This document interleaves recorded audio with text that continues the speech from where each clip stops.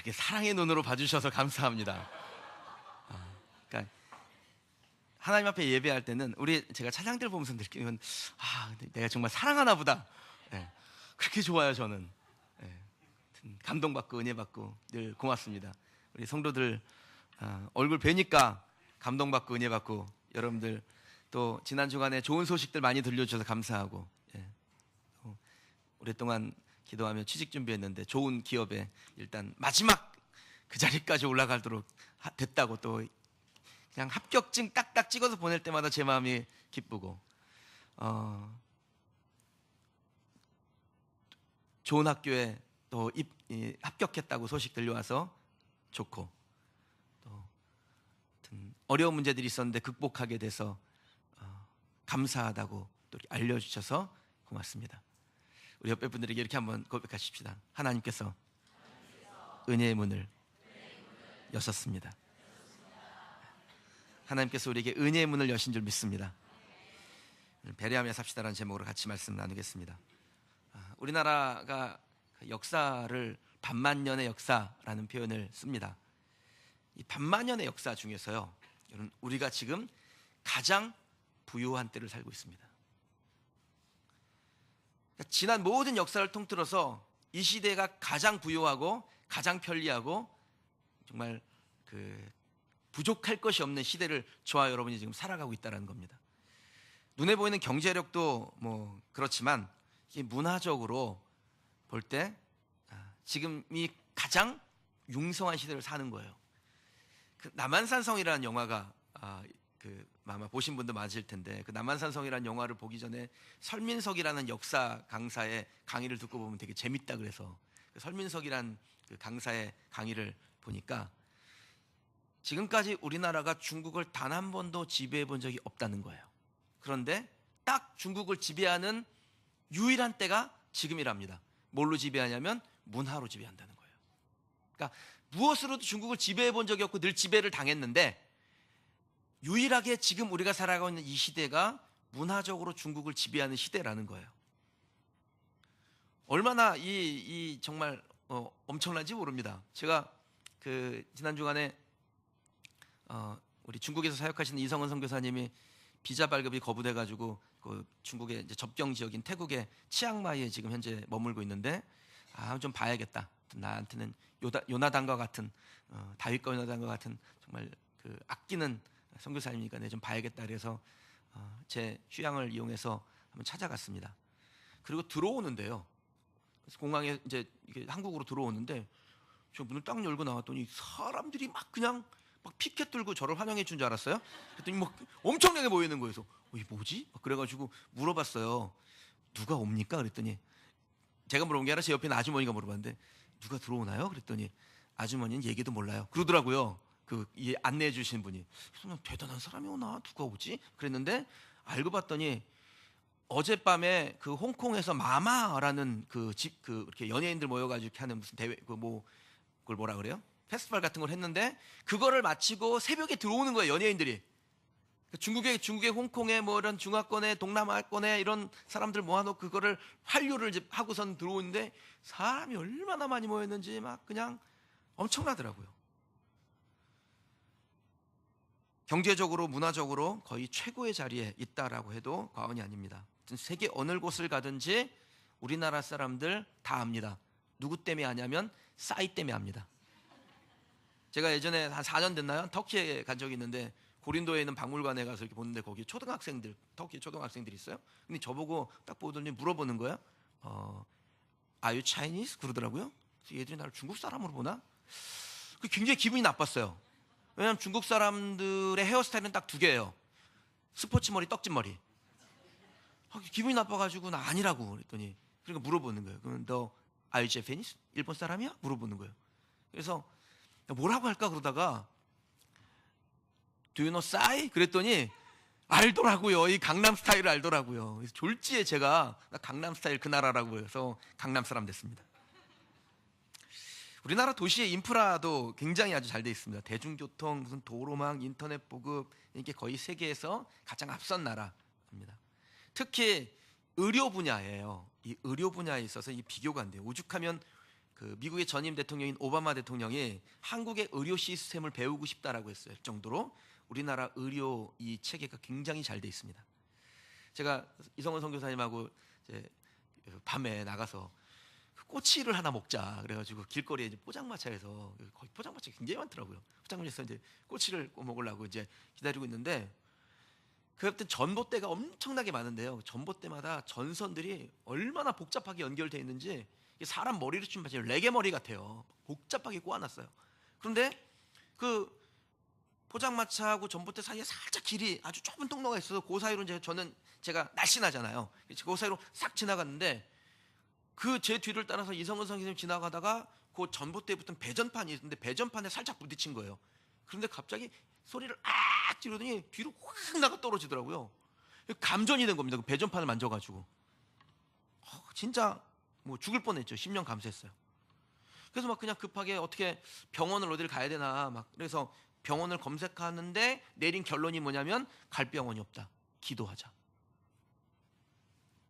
대충 정리하고요. 곰곰이 제가 들어와서 생각을 해봤는데, 우리나라가 진짜 좋은 나라더라고요. 여러분, 무시하는 고대병원 같은 병원이 우리한테 있는 게 얼마나 감사한지, 무시하지 마세요. 하여튼 만난 사람마다 저한테 고대병원을 좀 무시하는 얘기를 하던데, 여러분, 그런 병원이 우리 곁에 있다라는 게요, 얼마나 감사한 일인지 아세요? 감사하며 사시길 바랍니다. 진짜 우리나라 살기 좋은 나라죠. 우리 조상 중 누구도 우리보다 더 잘 산 분들이 없습니다. 앞으로도 저는 우리나라 잘 살게 될 줄 믿습니다. 왜 잘 살게 된지는 조금 이따 알려드릴게요.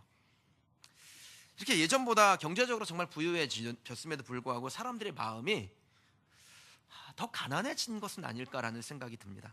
예전과 비교할 수 없는 부를 얻었지만 많은 사람들이 더 많이 누리기를 원하고 더 움켜쥐려고 합니다. 그러니까 숫자상으로는 부유해졌는데 마음이 더 가난해진 거예요. 사회적 약자를 향한 배려가 실종됐습니다.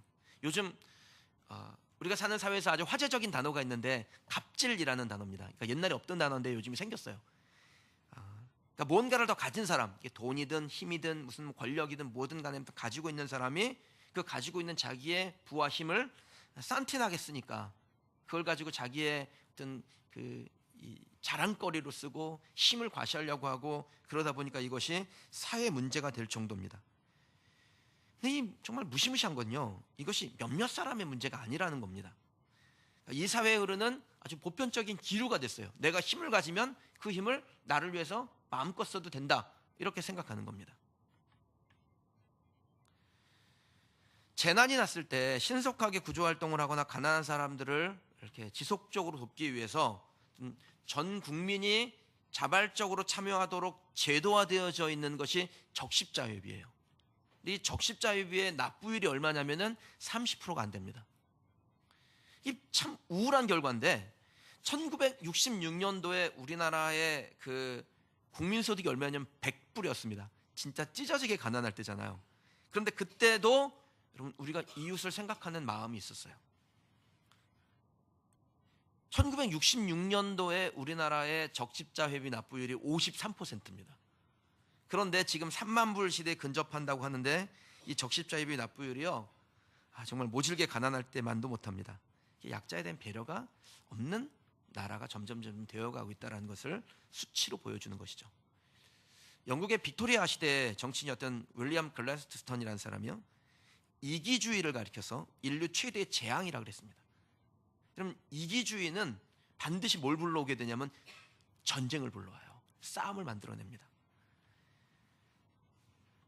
이기주의가 인류 최대의 재앙이라면 바꾸어 말하면요, 이타주의, 그러니까 다른 사람을 배려하고 생각하고 도와주는 것이야말로 인류 최대의 희망이라고 부를 수 있겠죠. 나도 힘들지만 나보다 더 힘든 이들을 돌아보는 그 마음이 좀 공동체를, 사회를 지키는 힘입니다. 저는 우리 교회 안에 먼저 그것이길 원합니다. 우리 교회 안에 나보다 경제적으로든지 정서적으로든지 영적으로든지 약한 분들을 도와주는 그 마음이 저와 여러분에게 있기를 주님의 이름으로 축원합니다. 그럴 때 우리 나라가, 우리 교회가, 또 여러분이 하나님께서 기뻐하시는 제사장으로서의 사명을 감당할 수 있습니다. 제가 우리 성도님들에게 나라를 위한 기도를 함께 나눌 때 제사장 나라라는 개념을 자주 말씀을 드려요. 그럼 제사장 나라라는 것은, 제사장의 의미는 뭐냐면 누군가가 죄를 지었는데 그 죄를 대신 가지고 하나님 앞에 나아가서 그 죄를 사하는 중보자 역할을 하는 것을 제사장이라고 합니다. 그래서 제사장 중에 제일 제사장이 누구세요? 예수님이신 거죠. 그리고 우리는 예수님을 따라서 그 제사장의 역할을 감당하는 것입니다. 근데 하나님께서 한 민족을 선택해서 세계 열방을 구원하시기 위하여 제사장 나라를 세우세요. 근데 그 제사장 나라로 첫 번째 세움을 받은 나라가 이스라엘인 거예요. 그러니까 이스라엘이 뭐 대단하고 뭐 특별해서가 아니라 하나님께서 여러 민족과 나라들 중에서 한 나라를 선택하시는데 그 선택된 나라가 이스라엘이고, 이스라엘은 제사장 나라의 사명을 받은 것입니다. 출애굽기 19장 6절에 보면 너희가 내게 대하여 제사장 나라가 되며 거룩한 백성이 되리라. 너는 이 말을 이스라엘 자손에게 전할지니라. 하나님께서 모세에게 이스라엘 백성들을 제사장 나라로 삼겠다라는 약속의 말씀을 주십니다. 그럼 이 말씀을 주실 때는 너 이스라엘 백성들아 제사장 되었으니 이제 네 인생 걱정하지 말아라. 내가 다 먹여 살릴게. 내가 너희의 기업이니라. 이런 의미만 담겨져 있는 게 아닙니다. 그렇게 돼요. 결과적으로는 하나님께서 그 제사장을 하나님이 기업되어 주시기 때문에 제사장의 삶에 그 풍성함과 윤택함이 온 건 맞습니다만, 그것만 위해서 하나님께서 그런 일을 사명을 주시는 게 아니라는 겁니다. 제사장의 근본 사명은 말씀드렸죠. 누군가의 죄를 대신 가지고 하나님 앞에 나아가는 자가 제사장이고, 다른 민족의 죄를 가지고 하나님 앞에 나아가는 민족이 제사장 민족인 것입니다. 하나님께서 제사장 나라를 세우실 때 한 나라를 지속적으로 쓰지 않으세요. 옮겨 다닙니다. 처음에는 이스라엘이란 나라에 있었고 그게 자꾸 옮겨 다녀요. 그리고 옮겨 다니다 어디에 있냐면 지금 대한민국의 그 제사장 나라의 사명이 있는 거예요. 그 제사장 나라의 사명이 대한민국에 있기 때문에 하나님께서 우리나라의 기업이 되어 주셔서 이 쬐끄만 나라에, 자원도 안 나오는 이 나라에, 인구도 별로 없는 이 나라에 하나님께서 복을 주셔서 우리가 지금까지 한 우리 민족의 역사 중에 가장 잘 사는 시기를 보내는 겁니다. 그럼 우리가 이렇게 잘 살게 되었다라는 것은 하나님께서 우리에게 원하시는 무언가가 있다라는 것을 캐치하셔야죠. 하나님께 돌아와야 될 민족과 나라를 향해서 복음과 떡을 나누는 것이 제사장 나라의 사명이고, 우리에게 그런 사명이 주어져 있습니다. 예수님께서는 지극히 작은 자 하나에게 한 것이 곧 나에게 한 것이라고 말씀하셨습니다. 예수님의 마음은 소외된 자들에 대한 배려로 가득하세요. 예수님은 자신의 병든 자를 위하여 이 땅에 오셨다라고 말씀하실 만큼 약자 중심이었습니다. 예수님이 그러셨다면 예수님을 따르는 그리스도인들도 그래야 되는 것이죠. 나보다 경제적으로 약한, 혹은 심령이 약한, 영적으로 약한, 건강이 약한 이들을 도와주는 마음이 저와 또 여러분에게, 우리 교회 안에 풍성하기를 주님의 이름으로 축원합니다. 그럴 때 희망이 싹 틉니다. 어떻게 하면 예수님처럼 정말 배려하며 약한 쪽에 서는 삶을 살 수 있을까요? 오늘 말씀을 통해서 몇 가지 좀 살펴보시도록 하시죠. 어떻게 할 때 예수님처럼 살아갈 수 있을까요? 첫 번째는요, 좀 약한 사람을 섬기되 최선을 다하십시오. 내가 할 수 있는 최선을 다해보세요. 2절을 한번 읽어보실게요. 침상에 누운 중풍자를 데리고 사람들이 데리고 오거늘 예수께서 그들의 믿음을 보시고 중풍병자에게 이르시되 작은 자야 안심하라 내 죄 사함을 받았느니라. 아멘. 예수님께서 중풍병자를 고치신 이유가 나와 있습니다. 근본적으로는 예수님이 약한 쪽에 서 계시니까 이 중풍병자를 긍휼히 여기시는 마음이 있었지요. 그런데 오늘 본문의 말씀에 보면 이 중풍병자를 고치신 이유를 정확하게 설명하고 있어요. 무엇입니까? 믿음이에요. 누구의 믿음인가요? 그들의 믿음입니다. 그들은 누굽니까? 이 중풍병자를 예수님에게로 데려온 사람들이었습니다. 제사장 나라의 개념으로 볼 때, 제사장 민족, 제사장이라는 개념으로 볼 때 이 중풍병자에게 제사장은 누구냐면 그들이었습니다. 그리고 그들이 믿음으로 그 중풍병자의 죄를 가지고 예수님 앞에 나올 때 예수님께서 그들의 믿음을 보시고 그 중풍병자의 죄를 사하시고 그 질병으로부터 자유케 하셨다는 거예요. 이 중풍병자를 예수님 앞에 데려올 때 그를 섬기면 최선을 다했던 그들의 믿음이 예수님께 좋게 보였습니다. 같은 내용을 다루고 있는 누가복음 5장 18절에서 19절을 보면요, 이들이 이 중풍병자를 예수님 앞에 데려올 때 예수님께서 머무시는 집 안에 계시니까 그 집 안으로 들어가기가 어려워서 그 기와를 뜯어내고 이 병자를 침상에 누인 채 그 침상채 내렸다고 말씀하고 있어요. 예수님이 병 고치는 소문이 쫙 있다는 소문이 파다하게 퍼지니까 많은 병자들이 여러분 그 예수님에게로 찾아왔겠죠. 그게 얼마나 마음이 간절했겠어요. 우리나라 속담에 남의 연병이 내 곱불만도 못하다 그랬습니다. 다른 사람이 얼마나 아프든지 내가 지금 자꾸 좀 아프잖아요. 그럼 그게 더 커 보이는 거예요. 그런 사람들이 잔뜩 모여 있으니까 다들 얼마나 마음이 다급했겠어요. 예수님은 한 분이시고 병자는 수백 명, 수천 명인데, 여러분 이런 상황에서 이 중풍병자가 병이 위중하다 그래가지고 새치기 할 수 있습니까? 새치기가 안 되죠. 뚫을 수가 없어요. 얼마나 많은 사람들이 모였겠어요. 비집고 들어갈 틈도 없었습니다. 보통 이런 경우에는 안 되나 보다, 불가능한가 보다, 그리고 그냥 돌아서기가 쉽습니다. 그런데 이 중풍병자를 데리고 왔던 제사장들, 이 사람들이 진짜 제사장들이죠. 이 제사장들이 그냥 돌아서지 않습니다.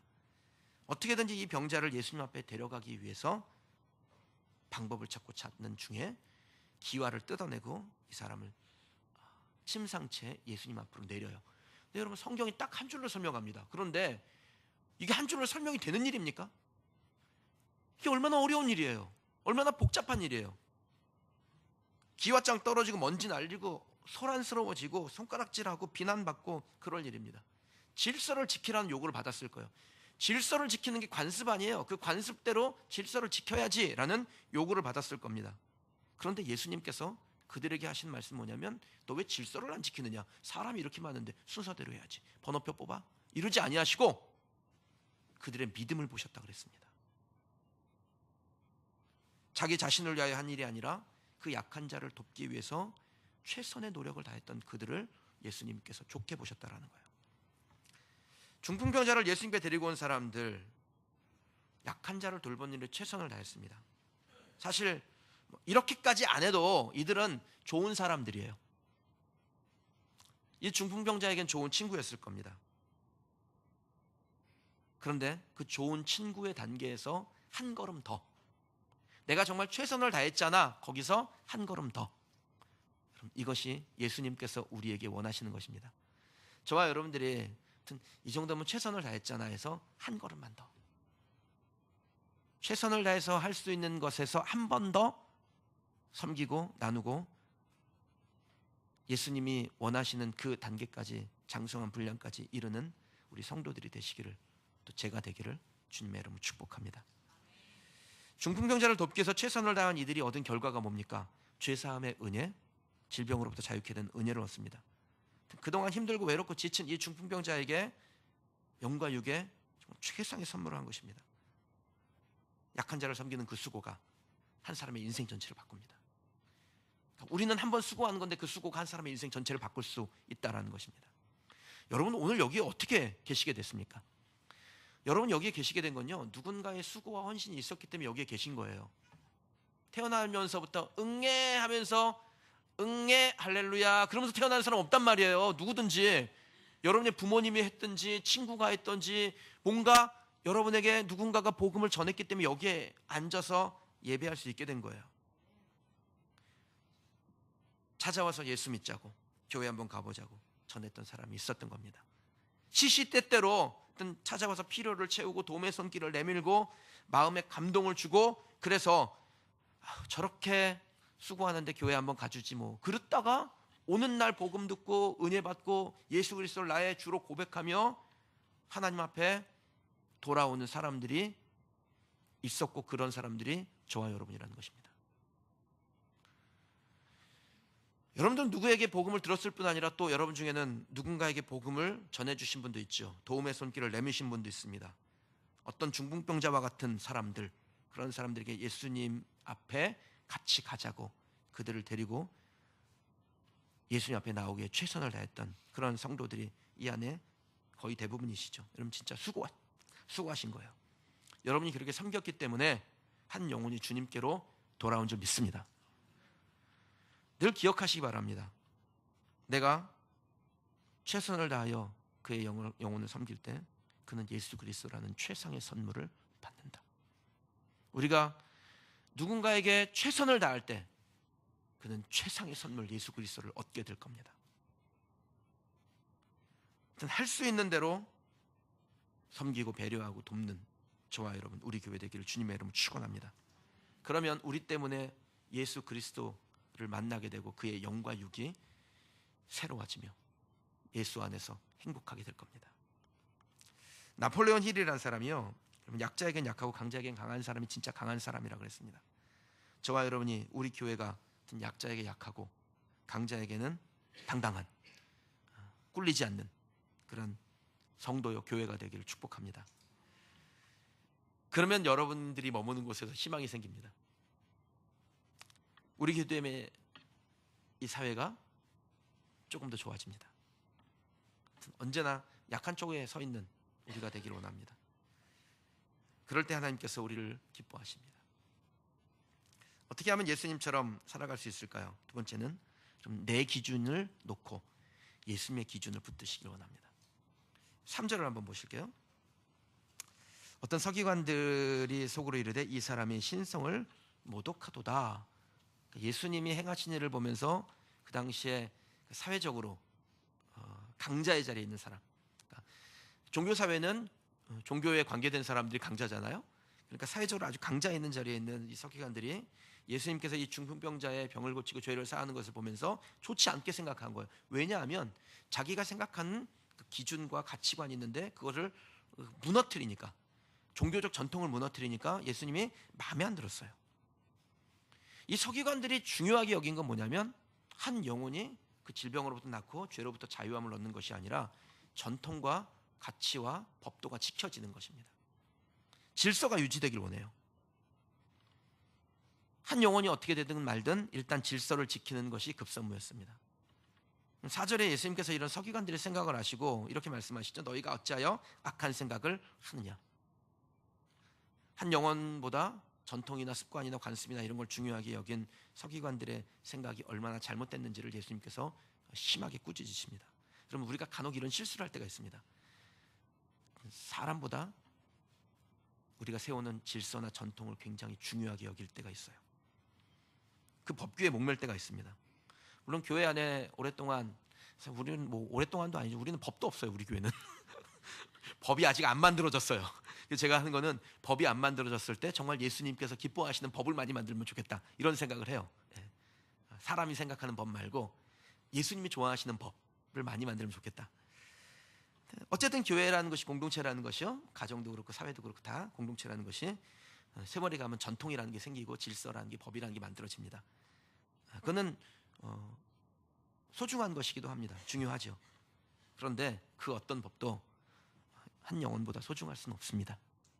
그것이 예수님이 정해놓으신 진짜 법입니다.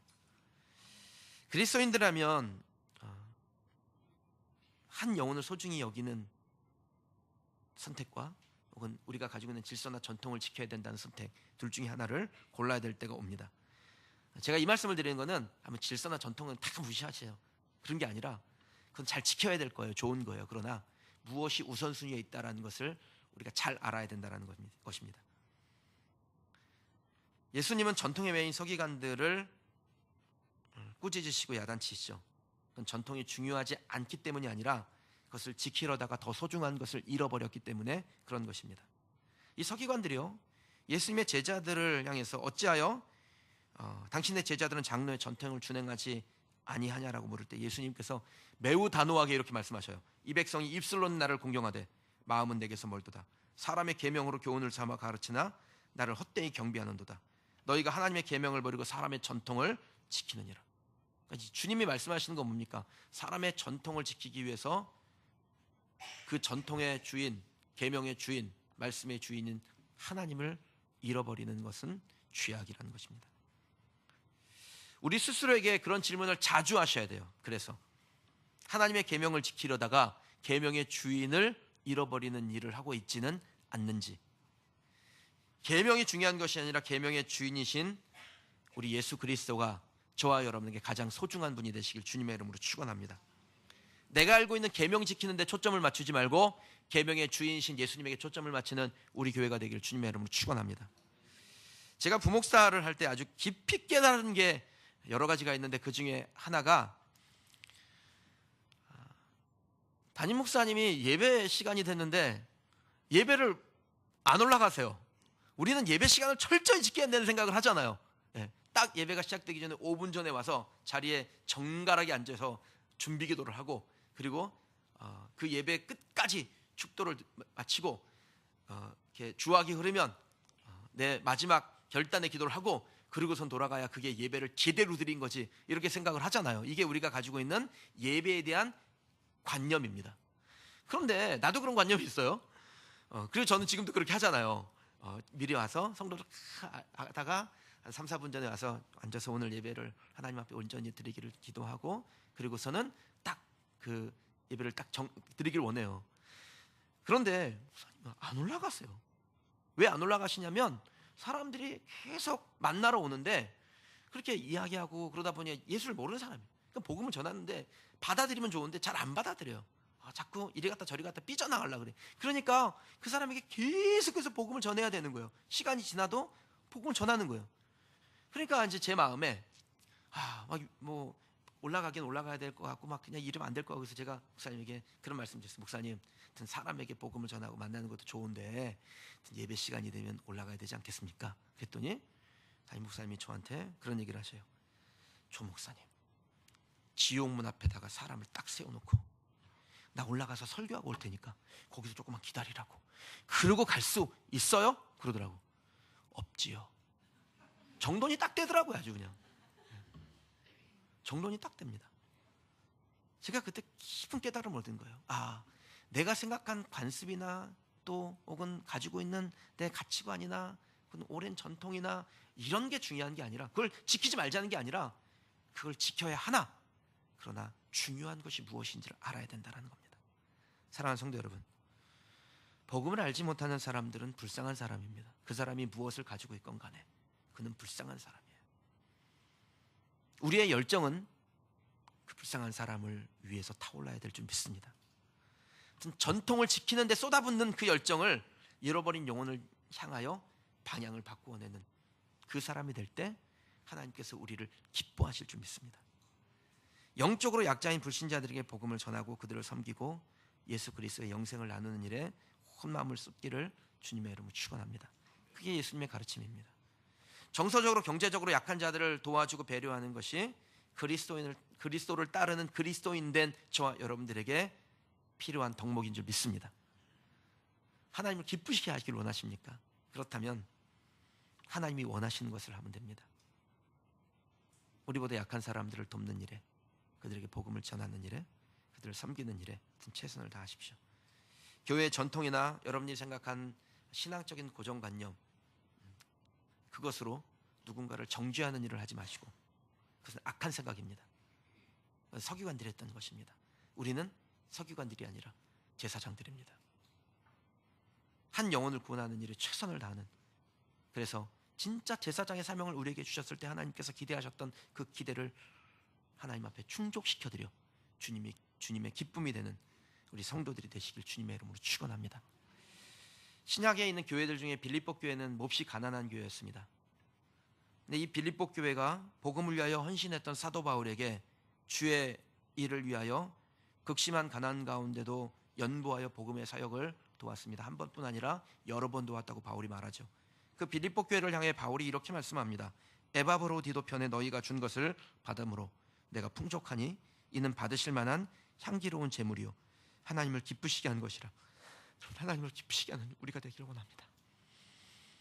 우리가 하나님을 기쁘시게 하는 일을 하는 성도가 되면, 그런 교회가 되면 우리가 극심한 가난 가운데 있어도 그것은 우리에게 어떤 문제가 되지 않습니다.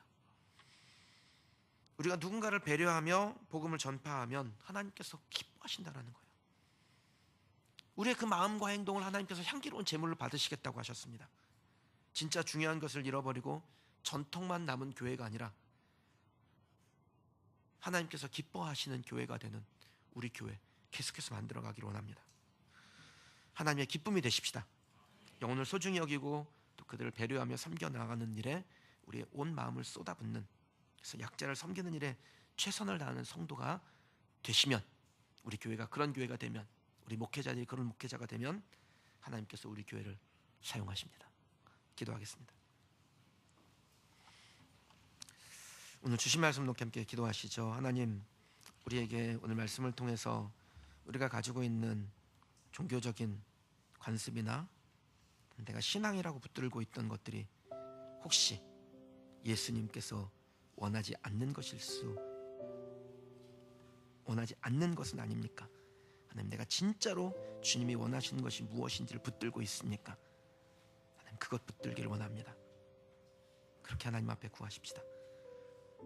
하나님, 오늘 말씀을 통해서 우리는 본문에 나온 서기관 같은 사람들이 아니라 하나님께서 아론을 선택하시고 이스라엘 민족을 선택하시고